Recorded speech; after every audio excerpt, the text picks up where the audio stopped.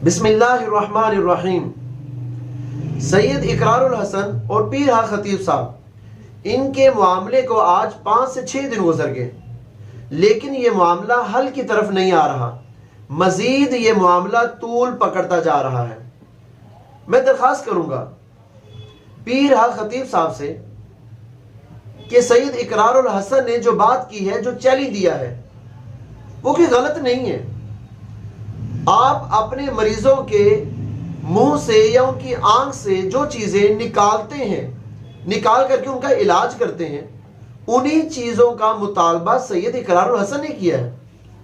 उसने उस चीज का मुतालबा किया ही नहीं जो चीज आज तक आपने किसी मरीज के मुंह से नहीं निकाली, बल्कि उसने उसी चीज का मुतालबा किया जो चीजें आप मरीजों के मुंह से या उनकी आंख वगैरह से, उनके जख्मों से बरामद करते हैं। तो इसमें कोई अजीब बात तो है नहीं। आप उसके चैलेंज को कबूल करें, उसे कहीं भी आ जाएं, आप आए हमारे दरबार आलिया पे आकर के देखें। रोजाना मरीज आते हैं और रोजाना की बुनियाद पर उनके जख्मों से, उनके मुंह से और उनकी आंखों से ये चैन या गोलियां, ये जो कुछ भी बरामद होता है वो आकर के देख लें।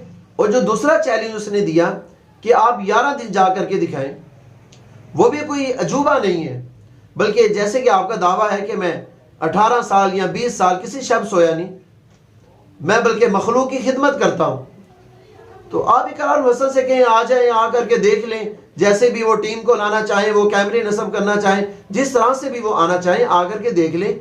वो भी देख लेंगे, उनको भी पता चल जाएगा कि आप किसी शब्द भी सोते नहीं हैं।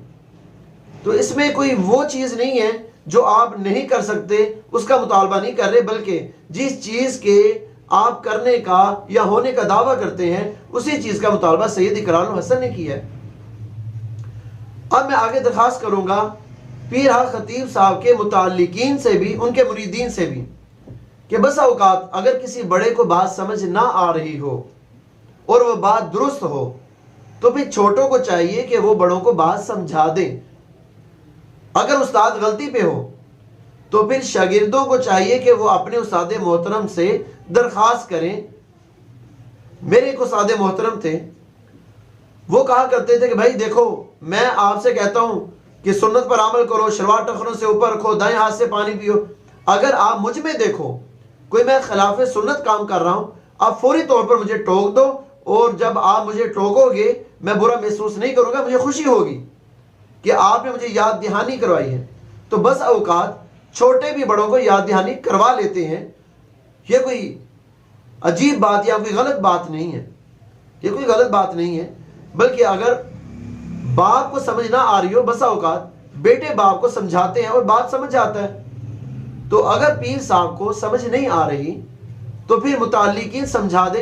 हो सकता है कि उनके समझाने से, उनके बात करने से मामला हल हो जाए किसी तरह से।